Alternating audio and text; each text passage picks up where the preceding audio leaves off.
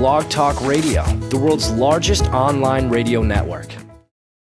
Oh, welcome everybody to Fantasy Football Tonight. I'm your host, Todd the True Guru Farino. And I know, hey. I know you're happy to hear my voice. Welcome to the show. Of course, I will always be joined shortly by my esteemed co-host and really one of my best buddies in the whole wide world, Mr. RC Rizza. It is a great day for football, primarily because, number one, I've given up on my Red Sox. That's good. So I'm out of baseball. Also, I've lost 3 players this week to broken hands and strained obliques in baseball, so I'm just about tired of that. I'm used to injury in football. Baseball, I'm not so used to it in, but anyways, point is when you're doing both sports at the same time, it's kind of crazy for you. But now I'm fully focused on football. We have a great show. This is actually a really good show planned for everybody out there in podcast land. We got a lot to talk about, and I'm going to open it up really quickly with the discussion about our leagues that we've been planning to do. If you don't know, we have 2 Blog Talk Radio leagues already set up, and we've had an incredible amount of demand to get into these leagues because, frankly, people like to lose to me. I guess that's what it is. I apologize sincerely because I don't lay down, even for my listeners, even for my loyal listeners who I adore, each and every one of you guys, who, as a matter of fact, we broke our record for a single week with about 4,700 downloads of our podcast last week for the premiere show that was, not last week's show.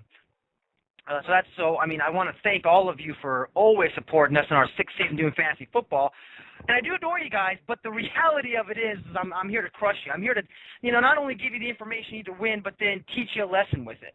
So if you want to come in, here's what I'm going to do. We've had so much demand for a 3rd league, and I know people out there listening to me going, dude, this guy is the cockiest mofo I've ever met. Well, beat me then. Okay? Moving forward, enough arrogance. Let's move forward. I'm going to open up a 3rd league. Me and RC talked about it today, and he'll be online here in a minute. But we decided to who's in the chat room right now? We got Primetime. Primetime will be in league number 3. That's a guarantee. He wasn't invited to league number 2 because, frankly, I want to make sure I can, win one league. Because he's angry. He's hungry. He's hungry to beat me at football. He is. Trust me, guys. And get smart in the chat room. I agree with you. That's why I avoid baseball too, man. I'm just sick. Don't even get me started. Don't pull Lee Evans on me. That's smart. There's rules and regulations to this show. If RC, I swear to God, if he brings up Lee Evans again, I'm going to mute him for the entire show. All right.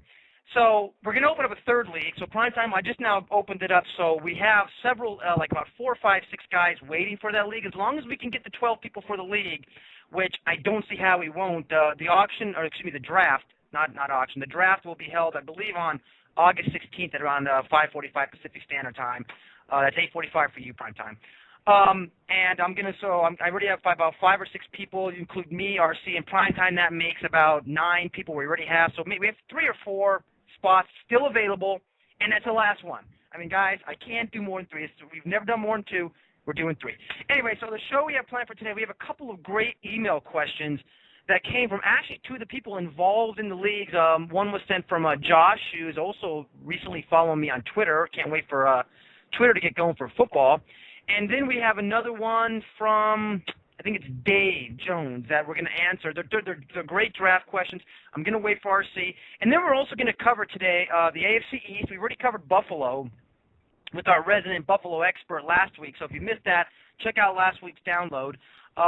Today we're going to cover what I like to call as the Patriots, the Dolphins, and whenever I'm speaking to RC, the lowly Jets. We're going to cover them today. We're going to give you a breakdown. We're going to let you know how we think all those, we're not going to give you where the team's going to finish because I could care less about that when it comes to fantasy perspective. We're going to give you a breakdown of the battles that are going on. There's a lot of stuff going on in New England, receiver-wise, running back-wise. I'm not really going to give you a lot of information on Tom Brady. You know about Tom Brady. But we're going to break down the Jets as well with obviously, on board as a Jets expert in RC. I'm the Cowboy expert when it comes to absolutely knowing everything about the teams that you follow. And I do see that we got RC's show notes delivered. Let's see if he's in the chat room, or in the call room. I have so many things on this crazy computer that they give me in the studio that I don't know.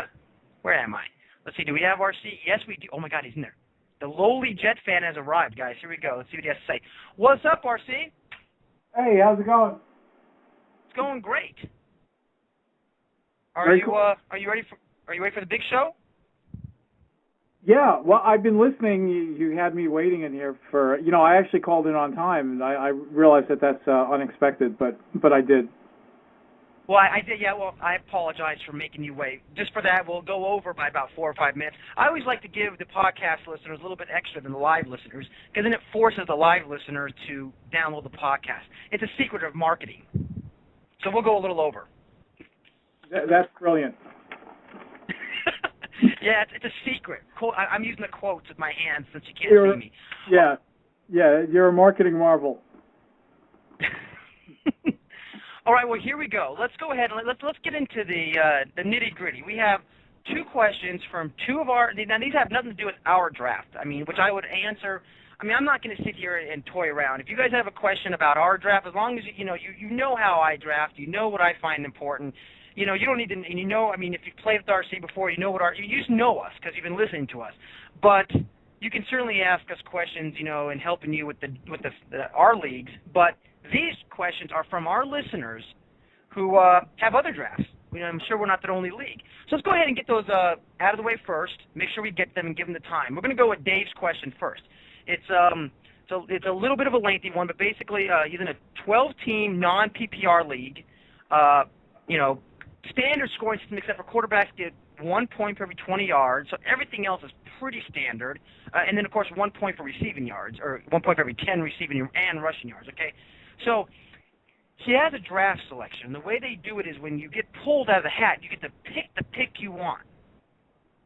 And he wants to know where he should go. If he does get pulled, should he try to choose near the end of the draft or go near the beginning of the draft? And because he's really interested in grabbing a top-notch quarterback because of the yard and touchdown points that some of the top-notch quarterbacks could give him. And he wants to know where he thinks we should, if he has a choice of a back end pick, it is a snake draft, or a front end pick, where he should go.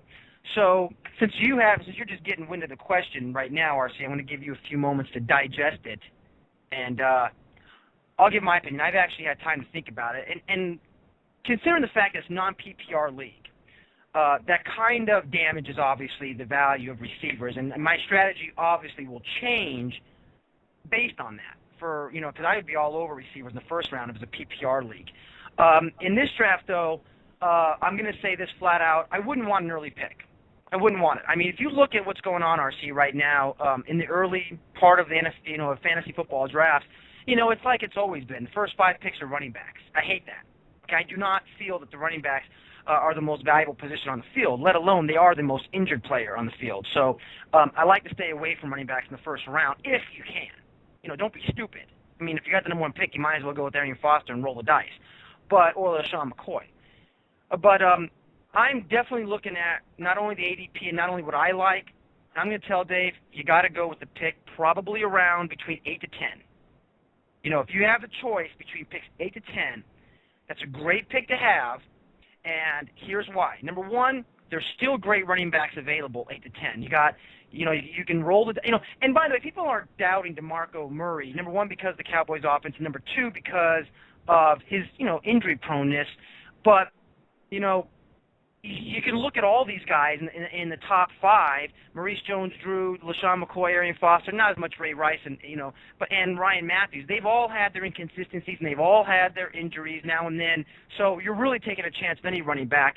But I'm sitting here looking at some of these guys and looking at the way DeMarco Murray performed last year and see that that he's probably going to have, assume he's healthy, a very good season this year. That's not a bad pickup at pick 9 or 10, and then you get to flip around and grab, if you want to get a good quarterback, get a Matthew Stafford. You want to, he's not going until, where does Matthew Stafford fall on this list? He goes way down low. You can get a Tom Brady. You can even get a Drew Brees, the 12th pick. That's where I'm liking it, RC. What do you feel with this option for Dave? If he gets to choose, who cares which actual pick it is, but, top picks, middle picks, or end of the draft? Well, I didn't understand why the quarterbacks are rated more highly. Well, I guess, 1 point for every 20 yards, that's pretty typical. I guess it's 6 points per passing touchdown? Yes, it is. Okay. So yeah, I can understand why you'd want a quarterback. Honestly, I mean, the safest quarterbacks this year, of course, are Aaron Rodgers, and if you want Aaron Rodgers, you're going to have to. I would feel safe picking 3 or 4. So if you really want Aaron Rodgers, then you're going to probably want to go with pick 3 just in case. Because what's probably going to happen is Arian Foster is going to go first, and either McCoy or Rice will go second, and that should leave you with Rodgers at 3 if you want him. He could actually go before that, who knows, but he's going extremely high, and understandably so. Drew Brees is, I don't think, as safe as he was last year, because of the disruption on that whole team. They also lost Robert Meacham. He's going in the first round, but I mean, he should do fine. He's obviously a proven veteran. I mean, if you feel comfortable with him, but if you want him, like you're saying, then you can, wait till picks 9 through 11. He'll probably go in that area. Tom Brady seems pretty safe. He's also going in the first round. But I think, like you kind of alluded to, maybe the best thing to do is Matthew Stafford, although he's risky because, he's a little bit injury prone. He's going around spot 20 through 22. So what you could do is, I guess, pick around, say like 5 or 6, and that would bring you down to spots 20 through 22, somewhere in that area. Pick up, Calvin Johnson in that area, Ryan Matthews. You probably want to stay away from Maurice Jones-Drew this year because of his holdout situation. He's going around that area. So I would say if you definitely want a quarterback, you probably just want to go with the best and, just keep it safe. Get the 3rd pick. Take Aaron Rodgers. If you want to take a risk and pick up a running back or Calvin Johnson first, then choose around 5 through 7. And that's where the question really falls is, what do you want to go with? And Dave really was focused on a quarterback, and that's always been, I mean, I am not one that shies away from taking a quarterback in the first round. I mean, first of all, even when the quarterback, I know that the philosophy is, well, the quarterback has to have a good receiver. Okay. And the receiver has to be able to catch the ball if the quarterback can get touchdowns, and the running back can just break out a run. All right, wow, that's just a silly strategy. The bottom line is the quarterback is the leader of the team. He's always on the field. I mean, he's always in the field. Running backs aren't always in the field. They get spelled now by the backup running back for a series or 2 every day, maybe more. They get hurt. It happens. They have a lot more contact than the average quarterback does. I have no problem if he wants to go for the quarterback. I think that Aaron Rodgers, I like Aaron Rodgers, and he's definitely the number 1 quarterback in the league. But sometimes it's not always best to go with the number 1 quarterback. And I'm sitting here saying, you can get a quarterback a little bit like I said, a Matthew Stafford, a Tony Romo, a Tom Brady, one of those guys that are going a little bit later in the draft, and let other people take the chances on Drew Brees or Aaron Rodgers. Because I'm telling you right now, sometimes you got to just think he's due. He's due for, a bad season, or not even a whole bad season, but, a bad series of games that would weaken his overall numbers. Or he's also due to get hurt because, I know he missed the last game of last year, but the bottom line is that, when you've had the run that he's had, he's either going to do Peyton Manning and have a great run for 9 straight years, 10 straight years, or he's going to not. So, and then there's quarterbacks that are going to be emerging, like Cam Newton, who already emerged last year, but it's really going to probably hopefully come out of the woodworks this year. So who knows about what you can get a little bit later in the draft, but you don't have to dedicate yourself to that top pick. Because RC, if you go for my line of thought here is if you go for that 3rd or 4th pick, you have a long wait until the next pick. But if you go for one of those 8 to 10, even 11, 12, if you want to go that far down, you get 2 really top-notch players. And if you look at the players at the current ADP reports, or even our rankings over on junkyardjake.com and fantasyfootballfetch.com, shameless plug, that you're going to see that there's a big bunch of really good players that are actually not only emerging players like a DeMarco Murray, but also players that are stable and consistent guys like a Drew Brees that are sitting there. Not that I think Drew Brees in this draft would wait until 12. I think Drew Brees in this draft would probably be a 6th or 7th pick, or even an 8th pick. But that's my line of thought. You can go ahead and wrap it up, and then we'll go to the next question. Yeah, I mean, it all comes down to like who you feel safest with. You know, like we mentioned, Aaron Rodgers is very safe, but like you're saying, if you take Aaron Rodgers, it's going to have to be with pick 3 or 4. Then you have to wait till the end of round 2. That's not a bad position. What you'll end up doing there is picking up a good receiver. For example, I would prefer like someone like AJ Green. You can pick him up at the end of round 2. So if you want to go with the early pick in round 1, I'd go Rodgers and then Green in round 2. If you want to go towards the end of round 1, actually what you can do is you can pick up Cam Newton and Matt Forte, which isn't awful. You know, that's a good strategy too. And if you want to, if you feel good with like someone like Tom Brady, then you want to go in like the middle of round 1. Actually, if I was going to go middle of round 1, I'd probably pick up Calvin Johnson and then take my chance. And then actually you can pick up Stafford in the middle of round 2. So probably 3 scenarios. You know, Rodgers, AJ Green in the beginning of the first round, if that's what your selection is. In the end of the first round, you can pick up Cam Newton and Forte. Or if you feel more comfortable with the middle of the first round, you can pick up Calvin Johnson and Matt Stafford. So all of those options are pretty good. Absolutely. All right.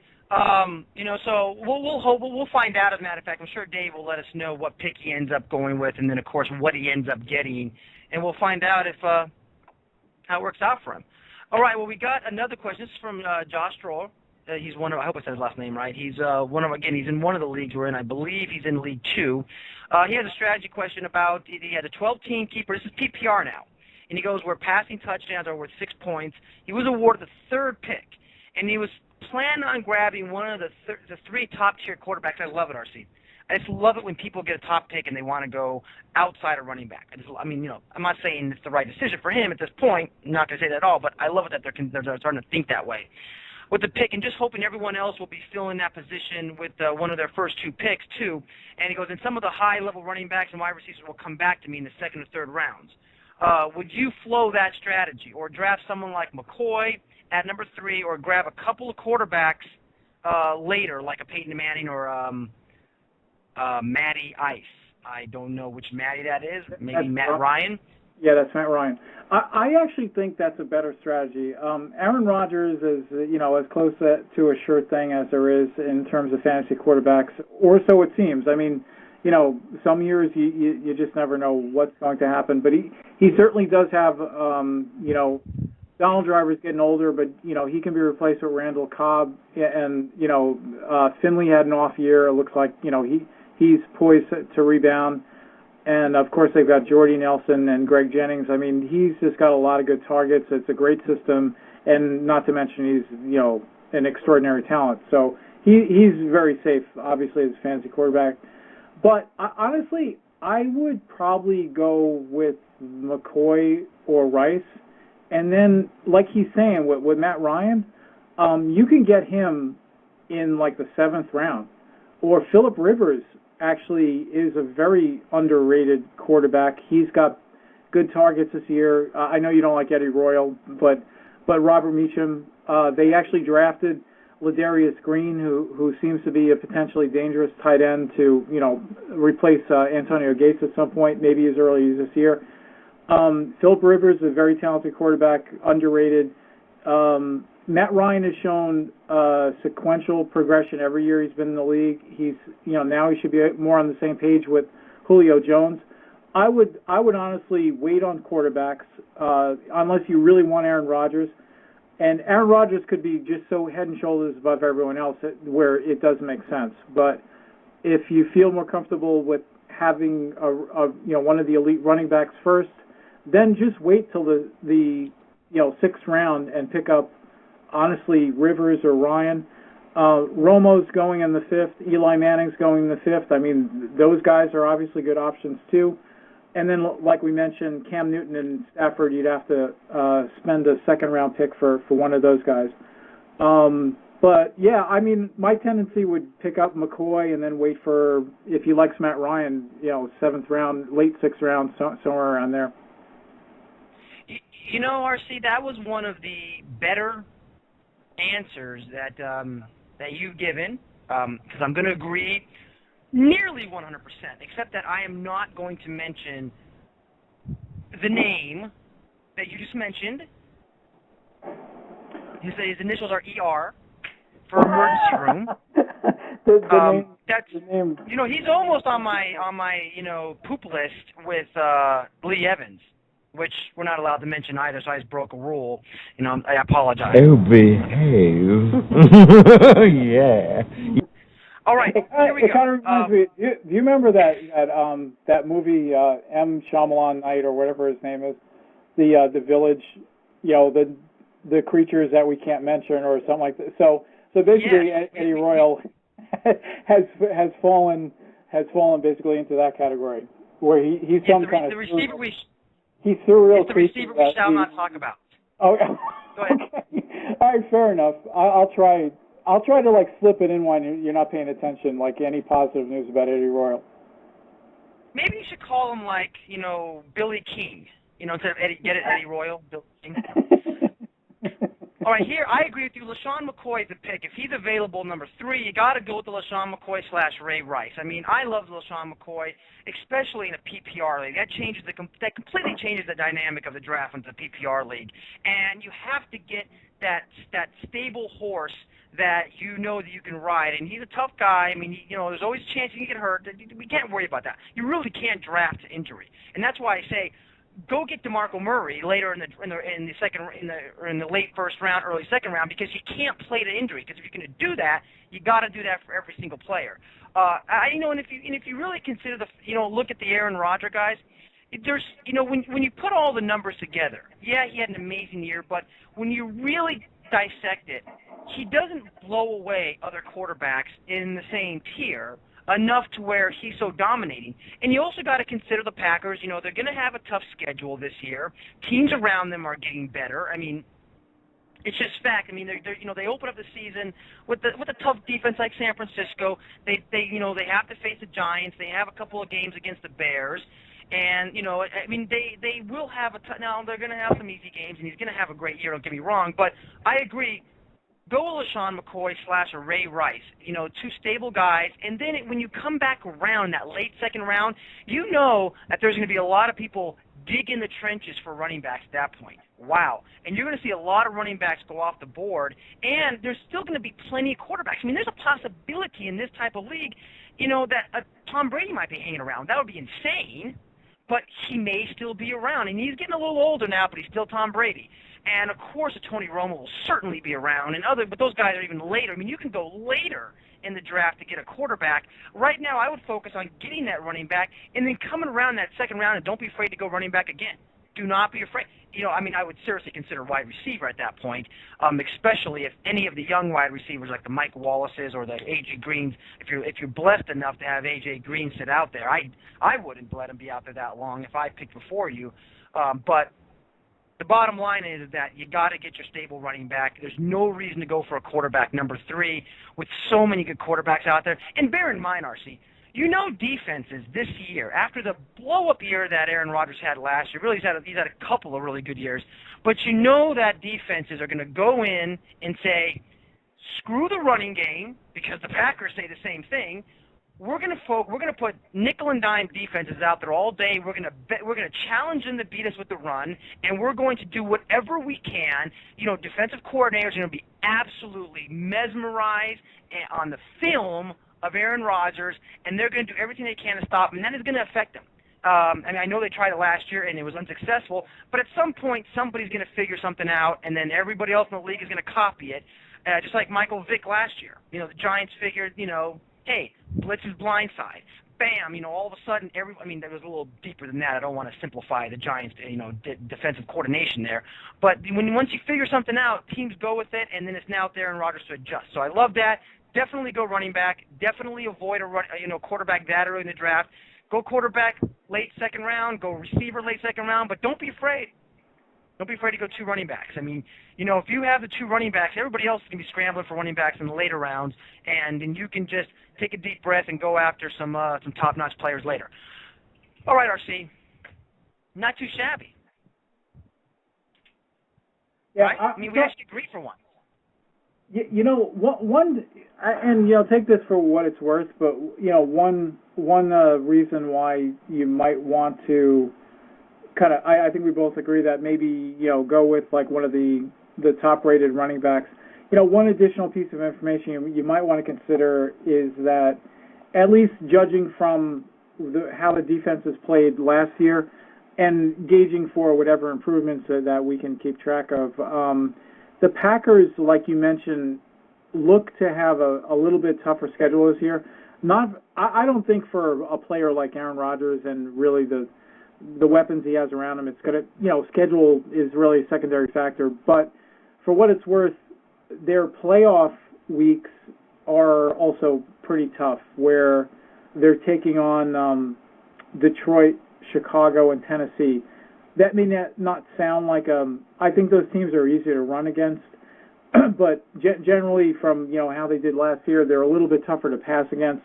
So I mean, if that's you want to use that as like a decisive factor to lean towards one direction, I mean you might want to consider that. So Packers played Detroit, Chicago, and then Tennessee in 14, 15, 16, and that does not look like an easy passing schedule.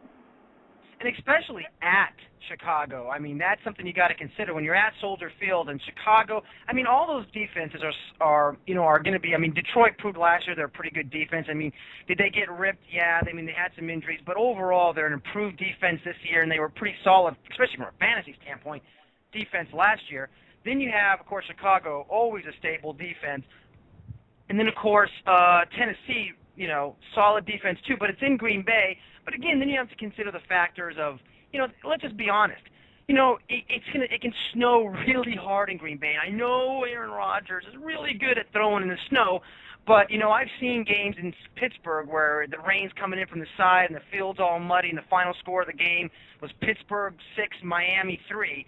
So you want to avoid bad weather stadiums too and bad weather quarterbacks, especially in the playoffs, because I'm going to go back. I'm going to harken back to about 2 or 3 years ago when Tom Brady and Randy Moss were running away with the leagues, and if you had them in your league, you were pretty much mopping up everything, and then you got to the playoffs, and then there was that torrential, windstorm that hit the New England Patriots game, and Tom Brady got you 9 points, and you lost in the playoffs.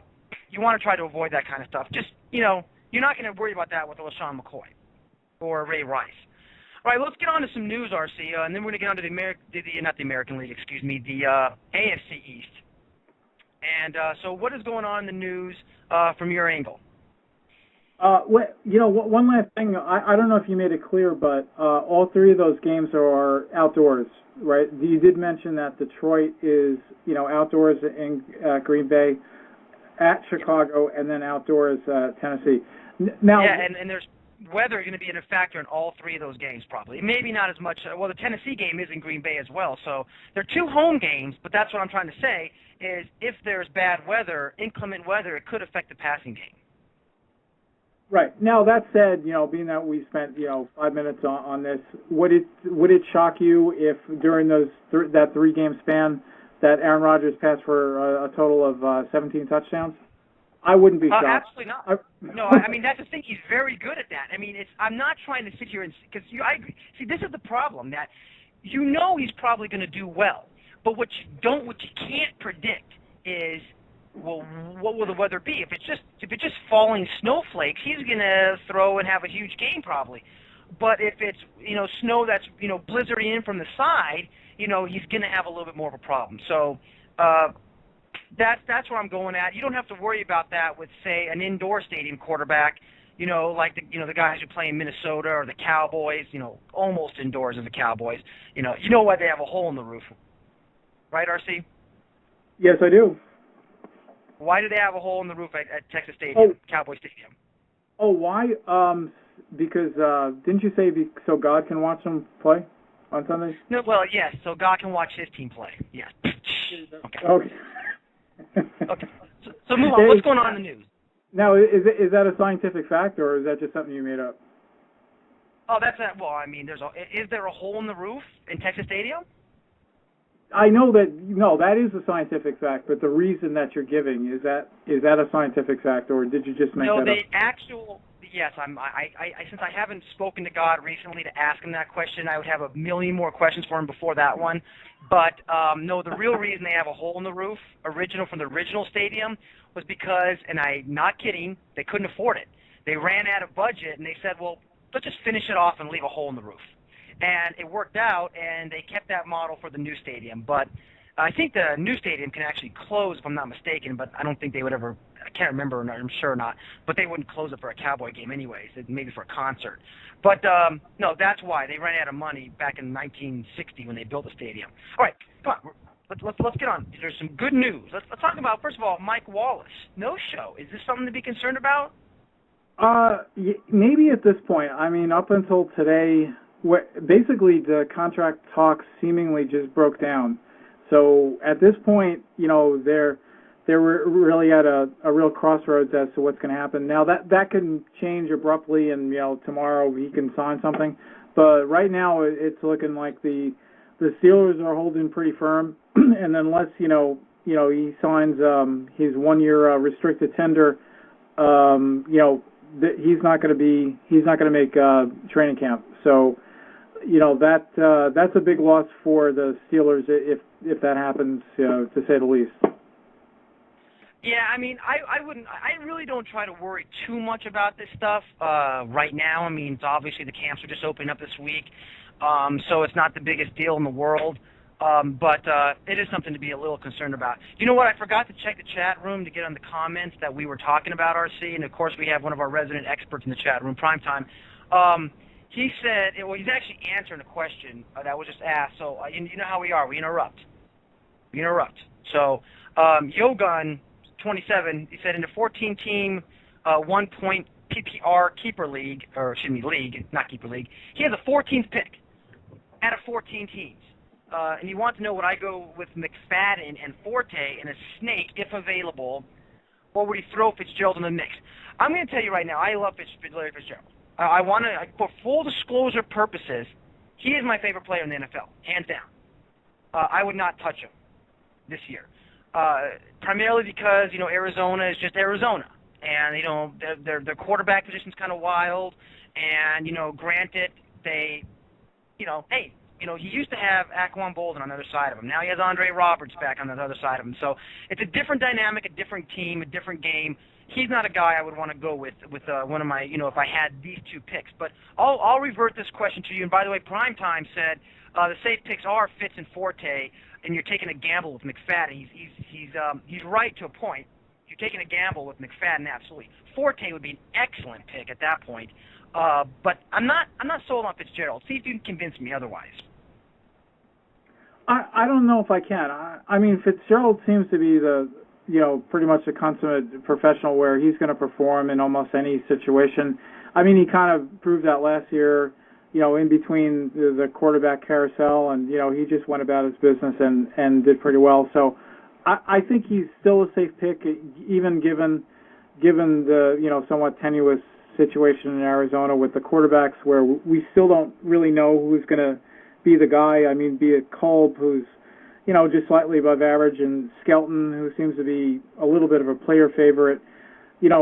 Both those guys, ending up with either one of them isn't such a great deal, but like I said, he dealt with it last year, so there's no reason to believe he would, drop off too much. He ended up with, 1,400 yards and 8 touchdowns, and that's really in almost the same situation that he's heading into this year. So I think, if you can end up, Forte is not totally safe, remember, because there's a coaching change. Basically, now it's going to be, I believe, is it Mike Tice that took over for Mike Martz over there in Chicago? And Michael Bush is now there to vulture touchdowns, where, Matt Forte was never really that good as a short yardage guy anyway, but certainly now with Michael Bush there, it looks like he would be the designated goal line guy. And we don't know how the coaching change is going to change the dynamics in terms of Forte's use in the passing game, where, he's been pretty prolific, and that could have been a function of Martz. But, even given all that, I mean, he's pretty safe. I agree with Primetime. I'm not crazy about McFadden. just he's awesome when he's playing and healthy, and then he just lets you down like in a huge way. And either he has a nagging injury that's affecting his play, or he just gets injured and then he's you're missing him for 4 weeks. So I agree with that. I would stay away from him. Not a bad option is if you want to go quarterback, like we mentioned before, Cam Newton is going around that spot. You can get Cam Newton at 14 and pick up Matt Forte at 15. That leaves you without receivers until the end of the third round, where you can probably pick up Mike Wallace that we were just talking about. He will probably keep on dropping. If you have faith that he's going to eventually make it on the field, to get him in the early fourth round would be a steal. Jordy Nelson would be available in that area. Wait, hold on. We're missing a player here. We're skipping on one of our personal favorites. He's one of my personal favorites. But, by the way, I would not in this pick at all recommend taking a quarterback. At this point in the draft, there are good quarterbacks available, but I would rather go with a later quarterback, because he's going to have to wait. You got to remember, he's going to have to wait a long time to get his next pick. He's going to get 14 and 15, but he's not going to get another pick until, 29? I believe is the math I'm doing here. So 29, 30 in that range. So he's going to have to wait quite a while. So definitely get a wide receiver. What about A.J. Green? I would jump on A.J. Green before I would jump on, Larry Fitzgerald. But really? There's also a Jamal Charles in the mix. Oh yeah, A.J. Green is A.J. Green is one of the crop of the young wide receivers who are going to lead the way once the older guys like the Fitzgeralds and the Andre Johnsons hang their helmets up. He's going to be out there. And so why not go A.J. Green? And if you want to get crazy, go 2 wide receivers. Or actually, in fact, why not go Jimmy Graham and A.J. Green and nail down one of the top tight ends who or Rob Gronkowski, whichever one you think is going to be a little better this year. Obviously, both are studs. But nail down that tight end, nail down that wide receiver, and, there's going to be running backs available, Steven Jacksons and whatnot, available later in the draft. So, and remember, it's a 14-team league, so people draft a little differently when their picks are spread out a little bit more. It's not always, grab this player. It's just going to be a little different, and I really believe that he can get a quarterback with his. Remember, he's going to get 2 picks in a row, 29-30, bang, bang. And he can get, if you look at the guys who'll be available around 29-30, even Andre Johnson, Greg Jennings will probably, could very well be sitting out there. Andre Johnson I'm not the biggest fan of this year, but you got Matthew Stafford. If he could come back and get Greg Jennings and Matthew Stafford after getting a Matt Forte and an A.J. Green, he's going to be looking pretty good. I like the pick he has. Go ahead and wrap it up, and we'll move back on. Great question, by the way. Yeah, but we're going by the averages. The problem is with his particular position at spot 14 and 15, he will miss Greg Jennings because he's going to go probably at the end of the second round. So he's not going to pick again until the end of the third round, and that's why I mentioned Mike Wallace and Jordy Nelson. That would be the area where you can pick up those guys. So, well, Greg Jennings is averaging. Hold on, he's averaging around the 32nd pick. So if he has the 29 and 30th pick, if I'm not mistaken. Well, no, it's 29. I'm going by not just one set of ADP. I'm going by like a composite. So this is like more of a bigger sample, So it probably is maybe a little bit more accurate than are you using like Mock Draft Central? I'm always using Mock Draft Central. Yes. Yeah, because that sometimes using one is just a little bit misleading because like with Mock Draft Central, they have like everything's pre-ranked, right? So it's almost like, asking a leading question, so when you get to a certain spot in the draft, these are the guys that are going to be available because they're already pre-ranked that way. So it may be a little bit better if you use like a composite so that you get a better sample. But that being the case, that's why I brought up Mike Wallace and Jordy Nelson, because those would be the guys that you'd target in general, at that spot. I agree with you about Jimmy Graham or Gronkowski. Those guys are going around the end of the first round. Those are options. I also agree with you, maybe, not taking Cam Newton because there are going to be excellent quarterbacks available at various points in the draft. And if you want to go 2 running backs, a good choice would be Matt Forte and DeMarco Murray. So, I mean, that's another excellent option because the problem with running backs, of course, like if you run down what happens after the second round, actually, once you get to the end of the second round, you have two risky guys, Marshawn Lynch and Jamal Charles. Charles because he's injury prone, and Lynch because you just never know what you're going to get out of him and what kind of trouble he's going to get into. Like you mentioned, Steven Jackson probably has a good year left in him. He's middle of the third round, along with Fred Jackson and Michael Turner. So if you're comfortable with those older veterans and you're guessing that they're not going to have a precipitous drop-off this year, then you can wait till the end of the third round. But once you get into the fourth round, there's still some decent choices, like Bradshaw's there, Doug Martin, the young rookie for Tampa Bay, is going to be battling Blunt for carries. Frank Gore, believe it or not, has dropped all the way into the fourth round. Chris Wells, risky, then you're getting to the sixth round, Sean Green. And then once you get past like the sixth round for running backs, it becomes very sparse. Really the best you can do, you have to go with sleepers like Donald Brown or Stephen Ridley, and that's what you're going to be forced to do. So obviously, as everyone knows, I mean, if you don't get your running backs before the sixth round, you're going to be left with the scraps. So that's something to keep in mind. Oh, absolutely, and that's why I certainly believe in those 4 picks. He has to get at least one running back. Without a doubt. You can't go 3 wide receivers and a quarterback. But, all right, well, I'm sure we answered that question in detail for him. And, I'm sure Yogun will let us know what he ends up doing. All right, well, let's go ahead. Since we've taken so much time, we're getting a little low on time, RC. I want to go ahead really quickly and just start covering our teams now, and then we're going to get to the last segment of the show is going to be basically we're going to cover 3 overvalued players in the draft and 3 undervalued players in the draft. And I love the guys we selected this show, so we're going to get to that. So let's really start covering the teams, and we're going to go ahead and start off with the New England Patriots. This is we've already done we started last week and we covered the Bills, so now we're going to go ahead and cover basically some roster issues that these guys have. And you brought up just now, interesting enough, you brought up, Stephen Ridley, who this year is obviously, since Jarvis Green-Ellis is now with the Cincinnati Bengals, he's going to be the starting running back. He was their young stud that they took last year in the third round. RC, it's going to be him. They got Danny Woodhead there. They've got a few players that they can go to at the running back position. A couple other ones are Shane Bernardine, and of course they did have Joseph Adai, who they signed, but they cut him today. Is this Stephen Ridley's job to lose, or is Shane Vereen, going to give him any competition? I mean, from my perspective, there's not really a lot of question here. Or is Danny Woodhead going to be a factor in stealing carries from him like he has been, in the last couple of seasons? Yeah, it's hard to tell with the Patriots. Obviously, you just who would have ever thought that the Green-Ellis would have turned out to be the main guy? He just came out of nowhere.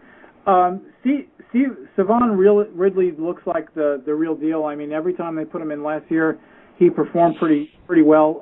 He actually had a 5.1 yards per carry compared to Green-Ellis, who only had about 3.7. So that's a pretty significant difference. Shane, and with Savon Ridley, he's also built to handle the every down role. He's actually faster than Green-Ellis was, and he's also approximately 10 pounds heavier too, so he's better suited to be like an every down back. The problem is he's not in the offense where you would expect him to get the majority of carries because obviously Belichick kind of like plays it in terms of the flow of the game. So I would expect that we're going to see Shane Vereen. Shane Vereen is more of a shifty, smaller back. He should displace, I would imagine, kind of the Woodhead role, I would imagine. Or at least share it with him. But in any event, I mean, Ridley is not going to be, the predominant guy there, although he clearly should be the most valuable running back that you want from the Patriots. And as we mentioned, he's a guy that you can pick up in like the late 8th round, 9th round. So he's, definitely a good gamble at that point in your draft. Absolutely. I'm sorry, I've been saying his name wrong. I apologize. It's Stephon, but to me, he's always going to be Stephen Ridley. That's just me. Yeah. And we've been known for tearing up names. Now, is Brian Hoyer? I'm just kidding. We're not going to go to backup quarterbacks. All right. So then the final question is now we have the issue with the passing game. And as you notice, I mean, obviously Wes Welker, he's had the injuries, he had to suffer. He's still Wes Welker, but he is slowing down a little bit with age. And now they've gone out and they've signed Brandon Lloyd, who I think is a very good threat on this team. In my opinion, the number one wide receiver on this team is going to be Brandon Lloyd. I'm not the biggest fan of Lloyd, but he gets the job done. And and that's the kind of receiver, really, that the kind of possession receiver, and in fact, deep threat receiver as well, that I think Tom Brady needs. He's not Randy Moss in Randy Moss's heyday, but he just gets the job done, and it doesn't matter how good the quarterback is throwing to him. He catches the balls, and now he has one of the best quarterbacks in the league for accuracy and and really in timing in Tom Brady. Behind them, they have, of course, Jabbar Gaffney and the ageless wonder Deion Branch, who I think are fantasy irrelevant at this point. And the reason I say that is because, granted, you're going to see a lot of slot. There's always a three-receiver set. So you're going to see a lot of those for the New England Patriots.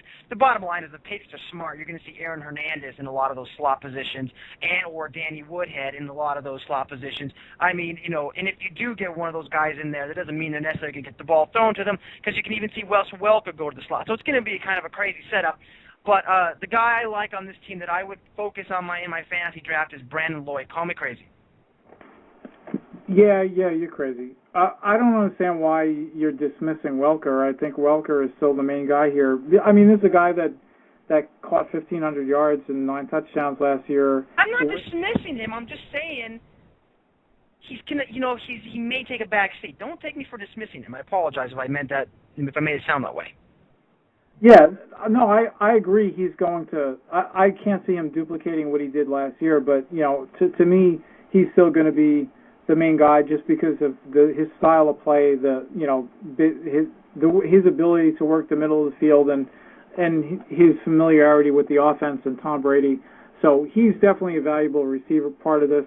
I think what's going to shift is really the role of Deion Branch, and this isn't such a gutsy prediction, but like you're saying, I think Lloyd really becomes what Deion Branch was last year, is really the fourth fiddle in the whole scheme, where he'll end up with 700 to 800 yards and maybe 5 touchdowns. If you get excited about that, that's fine. But after Welker, Gronkowski, and Hernandez, that's really what's going to be left, I think. And I actually think Hernandez is going to pick up some of the production that Gronkowski had last year. I think those guys become a little bit more similar in terms of their production. I mean, I wouldn't be shocked if they both end up with 10 touchdowns this year. Last year, the ratio was Gronkowski 17 and Hernandez 7. I mean, would you be surprised if they were both at 10 touchdowns and over 1,000 yards this year? I mean, I can see that happening.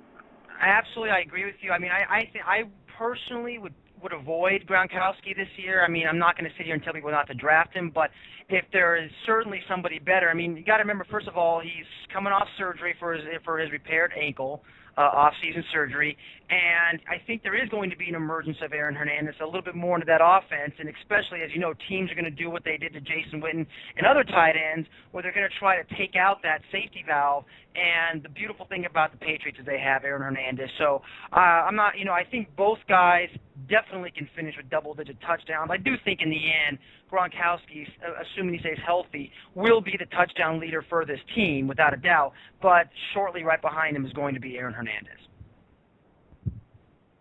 Okay. Okay, really quickly, we do have a question in the chat room, and then we're going to go on to the Jets. So get ready for your analysis. I'm going to let you do the Jets just like I'll do the Cowboys. So you're going to get the Jets. There's a great question from Primetime about, let me go ahead and get back to it because I want to make sure I word it properly, that he was asking, where was it at? About, well, basically, who, what is the question? Is you have time? Oh, Greg Jennings or Jordy Nelson, basically. He's asking about, and I had this question with my brother who does his own, he runs ProFantasyFootball.com or ProFantasy-Football.com. And basically, he was sitting here just, blowing the trumpets for Jordy Nelson. And I'm going to tell you this right now, RC. I've never been the biggest fan of Greg Jennings. I mean, he is a superlative receiver, and I hope that's a proper word. You'll let me know. But my problem with Greg Jennings is he does get hurt. I mean, he gets like the freakiest little injuries. And he'll fall down going for a pass, and his leg is hurt, and then he's out for 2 quarters. Comes back, he's not as effective, and then he kind of stinks for a game, and then he comes back and he catches 3 touchdowns in a game. Hey, that's great. You know what? I'll take Jordy Nelson, who basically can catch a touchdown every game and give you some consistency, and and he's younger and he can take the hits a little bit better than Greg Jennings. I'm not going to sit here and say by year's end he'll have the better stats, but Greg Jennings is the kind of guy who has those 2 and 3 touchdown games, which are nice, but when he has a 0 touchdown game in the 80 yards, that's where he can lose you a week, as opposed to a Jordy Nelson who was at least a little bit more consistent. I'm not saying that Nelson's going to finish with 16 touchdowns because he catches one every game, but he to me seems to be the emerging wide receiver in Green Bay as far as who's going to be the guy who's going to get the touchdown catches. And I like Jordy Nelson, and I would sit here and say right now that, and especially when it comes to draft value, this is really what it comes down to. You can go ahead and you could take a Greg Jennings, quite a bit earlier than you would take a Jordy Nelson, or you could take somebody else in that time and go with Jordy Nelson. Who would you go with? Now, I mean, bear in mind, you got to bear in mind their ADPs here, but who would you rather have on your team based on what you have to pay for that player?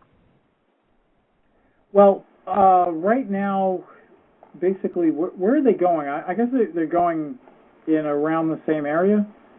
Well, Greg Jennings is going around number 32, and I believe Jordy Nelson is going around 56. So you're talking about paying, you got Greg Jennings in a 12-team league going somewhere in the 3rd round, late 3rd round, and then you got Jordy Nelson going in mid-5th round. All right, and that's once again mock draft central only, but I'm getting that Greg Jennings will go in the beginning of the 3rd round, and then Jordy Nelson goes almost, just about a round later. I think with that kind of disparity, there's no question that you want to just wait for Jordy Nelson. And Jordy Nelson, I think he might even be a little faster. He's certainly like 4 inches taller. Last year they used him as mostly kind of like the deep guy. This year the word is that they're going to play him in a more expanded role where he's going to have more diverse routes, some in the middle of the field. Plus, I think that you're going to have more of a reemergence of Jermichael Finley. That's going to take away balls from Jennings. Jennings is clearly not going to be the main guy. And then there's also Randall Cobb, who is really a young receiver that we haven't seen a lot of, but from the looks of him, he could end up being a better Greg Jennings than Greg Jennings. He's certainly seems to be much better after the catch. So there's a lot of competition there. I think the safest guy, I'm agreeing with you, would be Jordy Nelson in the 4th round. Absolutely agree with you. I think, again, he's going to be probably late 4th round, mid-5th round. And I don't know why you keep battling me on ADP. By the way, I always have to plug my friends at mockdraftcentral.com. Go to them for great information. Come to us for our rankings as well, but Mock Draft Central is pretty awesome. All right, really quick. Wait. I just explained to you why. It's not because you chose to use them. I just explained why. You do agree with me that what happens when you're doing a mock draft, they basically bait you into taking certain players because they're already pre-ranked. So because of that pre-ranking, their ADP is going to end up in a certain pattern. So that's why you're better off getting some kind of composite view of all the available sources and pulling them together to get like an average ADP. That was my only point with that. You know what I mean? You actually make a good point. I remember when we talked earlier today, I did tell you that I can care less what the ADP says right now. I really could, because wait till injuries come into play in preseason, and wait till we see some preseason games, some breakouts, and just things are going to shift. You're absolutely right. So in Jordy Nelson, we'll move up the chains, and I'll tell you right now, one of our expert drafts, there's no way Jordy Nelson waits around until the mid-5th round. I got to be honest, you got me on that one. I'm going to probably have to take you outside and maul you for embarrassing me on the air like that. But all right, we'll go forward. Oh wow. So we have a quick keeper question. Let's try to get this one quickly so we can get to the rest of the teams, not go too over. But this is from Get Smart in the chat room. This is for a keeper league. Isaiah Peed, I believe he's the 2nd round draft pick for the Rams this year. I believe they took him in the 2nd round. Okay, I believe they did. And Rashard Jennings, okay, who blanking on Rashard Jennings. Is it Jacksonville? The backup in Jacksonville, or is the backup? Yeah, Jacksonville. He was actually, believe it or not, a 7th-round draft pick, I think back in 2009. Well, he's asking who would you rather have this year, as far as for a keeper league? Rashard Jennings is a little bit older. For a keeper league, it really comes down to, what guy that you really like in terms of the playing style. Styles couldn't be more different between Rashard Jennings and Isaiah Pead. Isaiah Pead is like a small, elusive running back who does demonstrate, actually. A lot of scouts say that he doesn't have the potential to be an every down guy. I kind of, you kind of have to agree with that given his smaller stature, but he sure is exciting to watch. He's a great receiver out of the backfield. He tries to run up the middle, and he, in college at least he was fairly successful. But he's most dangerous, of course, like many small running backs, bouncing outside. He's an awesome complement to Steven Jackson. I think if you pick up Isaiah Pead, he starts contributing to your team this year. So I don't think it's somebody that you have to wait for. Rashard Jennings probably has a little bit more of an immediate impact. Of course, it's a shame because every time he gets on a field, he does something, and then, of course, he hurt himself at the beginning of last season, and then, everyone forgets about him. But, when he played the end of the previous season, he was pretty damn good, actually, as good as Maurice Jones-Drew. So this year also with Jones-Drew, there's a risk of him holding out. So absolutely, you got to keep that in mind. Right. I don't think that's going to happen, at least, not for the year in its entirety. But, all right, make a long story short, I would go with Isaiah Pead. I just like him better. You know what? You failed the long story short, but... all right, to make a long story longer. Since I haven't seen a lot of, Isaiah Pead in, obviously we haven't seen any of them in the NFL. So I'm a little concerned about that. So if you ask me this question right now, I'm going to go with Rashard Jennings because Rashard Jennings is going to get a lot of carries. I mean, he got 84 carries last year, and I know he was hurt last year for a few games. So I suspect he'll probably break this year, especially if there's a holdout. He'll certainly break 120 carries. But that's that tells me a little bit more than what Isaiah Pead will do against a Steven Jackson. But if you ask me this question in a month, my answer might change after I get to see him play against some actual, we assume NFL defenses. All right, so go on to the Jets. Let's cover. We got the Jets and the Dolphins. Tell me about the Jets, and they have the quarterback issue. I want to know what you're hearing out there. I mean, you're right there in dead central New York City, or okay, maybe not quite in New York City, but you know what I'm saying. What is going on with the Jets quarterbacking system? What do they plan on doing with those two guys? Well, so far what the plan is, and no one, of course, knows for sure, but what's happened is that Mark Sanchez is basically, it seems like they put a fire under his ass, and he's definitely committing himself in the off season, and he's working with the receivers more intently. And I've always liked Sanchez, and I think a lot of the criticism last year was unwarranted because their offensive line was just atrocious. I mean, and you could see that in like the Baltimore game early last year where he would have literally half a second to throw before he just got trampled. And, that was against one of the better, defensive rushes. But that was pretty much the theme all year. And granted, he was a little bit lazy. I think he took a lot for granted last year. I think if Sanchez commits himself, he certainly is a more, pure thrower than Tebow. But right now the plan is really to start Sanchez and then use Tebow in exotic crazy packages, near in the red zone where he has the ability to improvise and perhaps run in scores. So that so far is a tentative plan. We'll see what actually happens. You can't rule out the possibility of Sanchez falling on his face and Tebow getting a shot and maybe even sticking. So, but right now it's completely up in the air. Absolutely, and I want to thank everybody for listening. We're about to go off the air, but we will continue to go on, and you can always catch us in the download for Prime Time and Get Smart and the other guys in the chat room. You know what? There's so many different things they could do with Tim Tebow, and if they actually decide to use him effectively, I mean, you could put a Tim Tebow in at tight end. You could put a Tim Tebow in the backfield. You can do all sorts of things with him and just really screw with the minds of the defensive players because, I mean, I've seen Tim Tebow run over a linebacker. He is not a small quarterback. He is very strong and he really doesn't show much fear.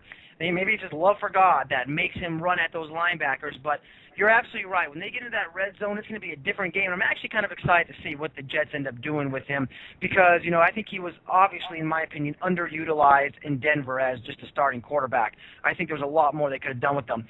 On the receiver side, is there any fantasy value in the receivers for the Jets? I mean, they did acquire Chaz Schillings, they signed him from the Oakland Raiders, and of course they still have Santonio Holmes, and behind them they have, a lot of, kind of unproven guys that there's not a whole lot of excitement in. First of all, so the question is there value in drafting a receiver for the Jets, or who might be a surprise guy out of that whole crew of wide receivers they have? Well, I really think, when you compare going into this year versus what the direction they were going in last year, they're in much better shape this year. Last year, as you recall, they had Santonio Holmes, who was not yet discontent, but soon to be as, the season opened. Plaxico Burress, who was just a complete waste except for, basically being tall and picking things off in the end zone, fairly frequently. But in, between the 20s, he was useless all year. And then Derek Mason was a huge mistake because he was clearly done. And, so they went with that experiment for a couple weeks before, of course, they just cut him. This year, they go with Santonio Holmes, and if he's happy, he's one of the better receivers in the league. And then Chaz Schillings, I think, was always productive with the Raiders. I think he was a great pickup. He's not like a physically imposing, but he's a sneaky receiver that can find holes in the field and get open. I think a good replacement for actually like Jericho Cotchery. And then Jeremy Curley, same kind of receiver. I think very adept at running routes and getting open. And the guy I'm really excited about is Stephen Hill.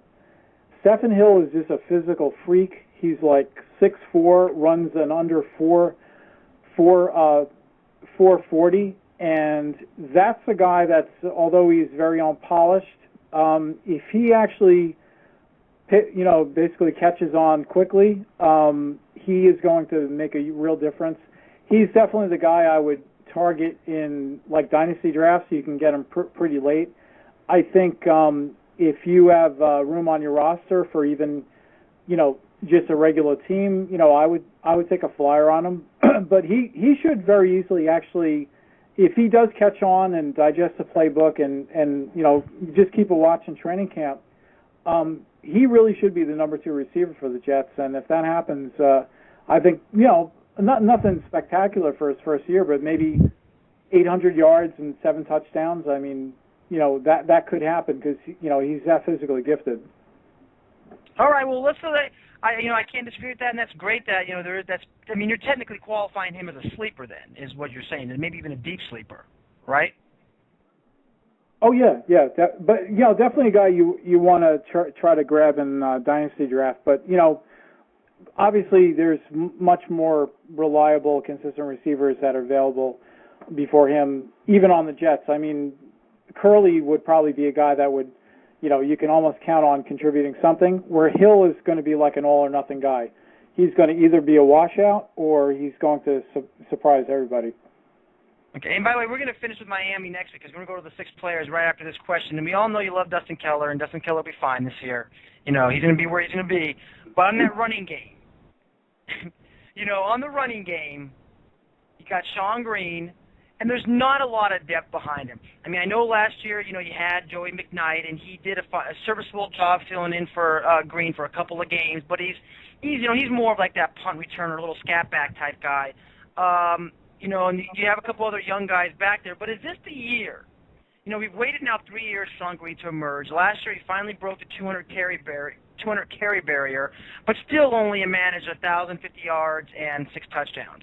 Can we expect Sean Green to perform at that 1,400-yard, double-digit touchdown level that everybody is expecting or at least wants? No. I don't think that's ever going to happen. What you get with Sean Green is really, what we've seen so far. I think basically what happened last year, once he suffered from poor offensive line play. I think he's going to be a consistent, durable, tenacious running back that doesn't really stand out in terms of his physical attributes. He does not have he's not going to run away from anybody. He's not overly big and powerful, but he just plays hard and he plays determined, and so he's that kind of running back, but he's never going to do anything, spectacular. I think, maybe if he was playing behind one of the best offensive lines in the league, which actually he was as a rookie. I mean, the Jets' offensive line has really regressed since that time. And when we saw him there, he was playing a lot better. But he's obviously been adversely affected. I don't think they've made that many improvements to the offensive line where we can expect that much different. And then plus you've got the Tebow influence in the red zone where, he's expected to steal, at least some short touchdowns. So, I mean, I think Sean Green, one encouraging thing, he did demonstrate that he can catch passes out of the backfield last year, so that's good. But with Sean Green, I think he's undervalued this year, but don't expect more than, a little over 1,000 yards and maybe 6-7 touchdowns, All right. All right, let's go ahead and get on to the 6 players that we have, and we'll cover the Miami Dolphins opening next week, because I want to get these guys. You picked 3 guys you think are undervalued in the draft right now. Let's go ahead and start with Roy Halou. Why do you feel that Roy Halou, the Washington Redskins running back, obviously he'll be starting this year, no doubt about that. His ADP placed him at around 67. Why is he undervalued? Well, I mean, just to start off with, 2 words, Tim Hightower. Right now there's this talk about Tim Hightower being the starting running back for the Redskins, and I don't know if you can see that happening, but I simply can't. And Roy Halou, going into last season, I don't think he was drafted in the 4th round for whatever reason, but I think, we both liked him going into last season. When you looked at him on game film, he's big enough. I mean, he's around 215 and very quick for his size. And the other plus, really from judging from last year, was he was very effective in pass protection, even better than Tim Hightower, who was, that was really supposed to be one of his strengths, was the pass protection, and Halou basically beat him out in that aspect of the game as well. So I don't see any way that Hightower is going to stick as the starting running back. Behind Hightower and Halou, they've got Evan Royster. I'm not sure what his role is going to be, but he doesn't have the talent of Halou either. So, I mean, this should be the guy that starts, for the Redskins. I think with Griffin at quarterback, I mean, that's going to, some people think it's going to have a negative effect on their running game. It really should actually just change the whole dynamic, where it should open up new holes, because now you have to worry about a very dangerous running quarterback. So, I'm really seeing Halou as somebody who can really surprise us here. Absolutely, I can't disagree with you. You're right. We did both like Roy Halou last year, for the most part. I mean, obviously he's still a Redskin, and that offense obviously had its issues. But you're absolutely right; he performed well. Looking at another one of them is Jared Cook, the tight end at Tennessee. He had flashes of brilliance last year. A lot of people had some high hopes from this year. Tennessee does seem to be an improved team. They will be getting Kenny Britt back. Does that open the middle up for Jared Cook? What do you think of Jared Cook at pick 132 right now? Yeah, this is a guy, if you miss out on, the tight ends that go before him, and there's going to be a lot of them, basically, as we mentioned, Graham and Gronkowski are going extremely early. Then in the 5th round, Hernandez, Davis, Finley is going to go, and then Witten, and then Fred Davis, who's actually a pretty good pick in the 7th round. But when you look at what's going on this year, Gerard Cook isn't being drafted until about the 12th round, after the likes of Brent Selleck and right before Owen Daniels. So he's a guy that you can wait for, and last year he had a pretty good year. I think he had almost 800 yards. Yeah, he had 759 yards and 3 touchdowns. But the encouraging thing was when he missed 2 games in weeks 13 and 14, and then when he came back at the end of the year, he really turned it on. They were targeting him more, and he responded. I mean, he had 9 catches for 103 yards against Indianapolis, 8 catches for 169 yards against Jacksonville. Now, those weren't good defenses, but even so, I mean, it was really the first that we saw of Cook's potential that, you know, some of us have been expecting, you know, since he was drafted in 2009. And this year, you know, Kenny Britt is still a big question mark. I mean, he's going to open the year, I think, on the PUP, and they're going to need somebody to pick up the slack. And I think if Cook can really solidify his place in the offense, I think he's going to stick. All right, you know, I mean, I'm liking Kenny Britt this year, but you're absolutely right. He does need to, you know, get over the injury and perform, and right now that is yet to be seen. So he is a very large question mark. The final undervalued player you had here was a fan favorite of RC, always there, Donald Brown, Indianapolis running back. You're right now at ADP. Why is he undervalued? Well, you know, one big reason Joseph Adai is gone. You know, he went to the Patriots, and as you mentioned before, he was summarily cut by the Patriots, like, almost immediately. So, notwithstanding the Colts signing him back, I mean, this should be Donald Brown's job to lose. He's the guy that's played the best, really. He played the best last year, I thought, among, you know, DeLone Carter, Adai, and himself. And, you know, he's being drafted all the way at spot 95. And what you can end up with is really the primary ball carrier for, granted, a terrible offense. But, you know, remember, they do have Andrew Luck now, and he's going to take a little bit to, you know, become acclimated to the game. But, you know, he's somebody that to contend with. So it's not like they have a patsy passing game anymore. I mean, Andrew Luck is the real deal, and it's going to take him a little bit, but you have to respect the passing game at least a little bit more. So I think Donald Brown could turn out to be a good surprise. You know, I've always liked Donald Brown. My worry about him, of course, is health, and then he is on a team. You know, they got Andrew Luck now. They're going to be, you know, basically reforming that entire offense. They've lost some players. We'll see how that works out, but certainly he does have potential, and especially when you're taking him around pick 95, there's not a whole lot of risk there. The overvalued players, we'll cover these really quickly. Wes Welker, we just talked about him, and you were like earlier in the show kind of pumping him up a little bit as opposed to Brandon Lloyd, but now you're saying he's overvalued at pick 30. Go ahead. Yeah, I just think, you know, and it's really a subtle difference, and it sounds like you were agreeing too. I think he's still going to be the leading receiver for the Patriots, but I don't think he's going to really do what he did last year, which, as we mentioned, wasn't it about, didn't he have like 120 catches? Yeah, 120 catches for almost 1,600 yards. You know, that's what he's being drafted on, and I just can't see that happening. And mostly because of Aaron Hernandez. I think Hernandez playing a full season, if that actually happens, plays a similar role to what Welker does. And I think those two contending for the same passes is going to cut into Welker's productivity. So I think if you draft him that high, you're going to be a little bit disappointed. He's still going to be great, but 30 just seems too high. Yeah, it does to me. I mean, you know, it's just that, you know, he does put up the numbers, but I think the New England Patriots offense is really changing. And, you know, last year you saw the rapid emergence of Gronkowski, and then, of course, Aaron Hernandez is there. Now they got Brandon Lloyd. You know, there's just a lot more options for Tom Brady to go to. And then, you know, with Wes Welker just aging a bit, and obviously he's a little bit injury-prone over the last couple of years, he's just not, you're right, he's absolutely overvalued at pick 30, and I just wouldn't go there with him, especially with all the red zone targets that Tom Brady has. Absolutely.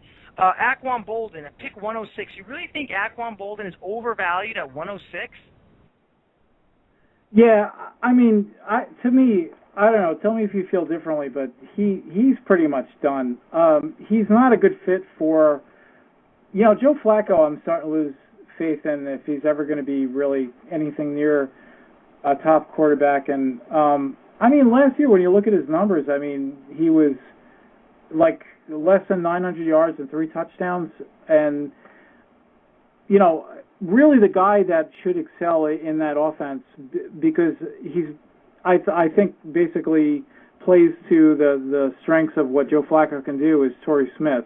And I think gradually Torrey Smith is going to become the primary receiver in that offense.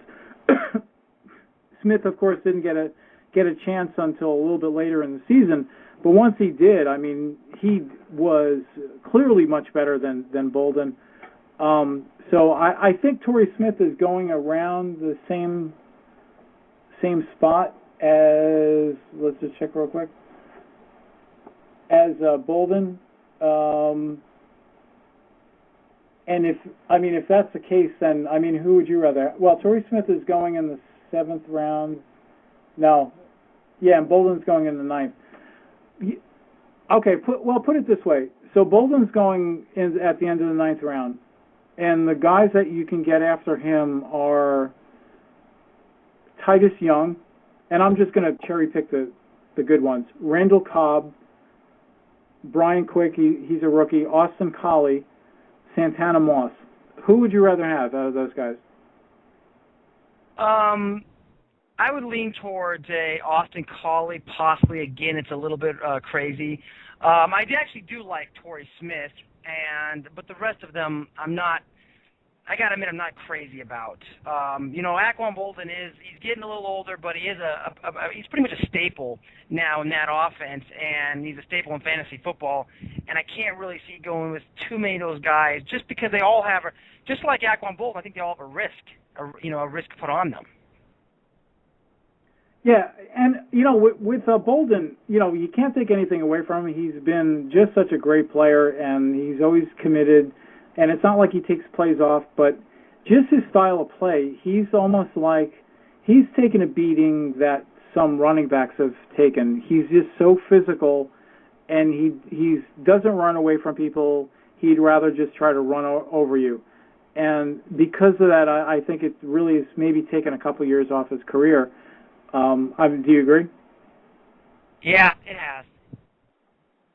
I mean, the thing about Aquan Bolden is, he's obviously, first of all, he's in Baltimore, and that's, even though you've seen, bright, flashes of brilliance out of Joe Flacco, he's really in a team that's, really in a run offense, and, focused on with Ray Rice and company there, and I think Willis McGahee. So it's just, to me, it seems to be more along the lines that, he's just, he may be overvalued in drafts this year, but I think at pick 106, can you really call somebody at pick 106 overvalued at this point? No, you're probably right. I'm just saying, you know what I'm saying? Where you're kind of like willing to give him a shot as your number 5 receiver. I'm kind of saying that overvalued at 106 to me is I'm not going to touch him unless he happens to be available in the 32nd round of a 30-round draft. That's what I'm saying. All right, fair enough. It's very fair enough, and and to be totally honest, I can't disagree with you. When it comes down to that pick, if I see a brighter spot or a sleeper, one of my sleepers there, I would certainly avoid him, because you're right. I mean, he was very ineffective last year, and a lot of people, banked on his reputation, and he didn't pay off. The final guy you have on the list is Mark Ingram. Now, this is one that I'm not going to agree with you with, but you're saying he's overvalued at pick 80. Give me your reason. I just don't see him real. Once again, we mentioned the changes that are coming for the Saints this year. Just the complete upheaval of the coaching staff, and it's just so difficult to really figure out what's going to go on here. Like we mentioned, that they lost Robert Meacham, and but the problem most directly relating to Mark Ingram is they've got really two other very viable alternatives, most prominently in which is Darren Sproles. Darren Sproles is a much more effective, I think, weapon in the passing game. He's a very effective runner, so you can easily put him in there and not miss a beat. To me, he clearly outplayed Ingram anyway last year. And then Pierre Thomas, to me, is a very similar player to Ingram, who, seemingly is still going to command some playing time. So you might get like a three-way, running back situation going on here. And in that case, the only guy to me worth even messing with is Sproles because of his pass-catching ability. I'm not sure what really makes Ingram stand out, in this mix. It's, he's a decent between-the-tackles guy. I don't think he was known as like somebody who's, going to be effective with short yardage and scoring touchdowns. That really didn't happen last year. He scored the same amount actually as Thomas, once again underscoring the fact that, they're similar players. The difference is that Thomas actually really looked better in terms of a yard per carry perspective. Thomas had 5.1 yards per carry, where Ingram can only manage 3.9, the worst among the three. Sproles had 6.9. He was clearly better. So I'm not sure what his role is, and I wouldn't touch him because he's not a special player. There's too much uncertainty on this team, what they're going to do, and you have no idea what the mix is going to be between these three guys. No, I do agree to that effect, but I mean, he is the future for the team, and in the end result, I don't think Pierre Thomas is going to be able to maintain his health either way. And then, of course, it leaves to be what will Darren Sproles be used as. But I definitely think that he's fallen in the draft, and I think that he could be a surprise player this year based on, just his absolute value and who he is. We'll definitely see as where the Saints will use him as we start seeing some of these preseason games come up. But I certainly don't believe he's third on their depth charts. Anyways, all right, let's go ahead and we'll wrap up the show now. We went a little bit over there, but a nice full-fledged show. NRC, again, we'll start off with Miami next week, and then, of course, we'll be going into the NFC East as well. Thank you, and as always, RC, and I'll see you next week. Okay, man. Take it easy. Blog Talk Radio, where millions of hosts and listeners gather.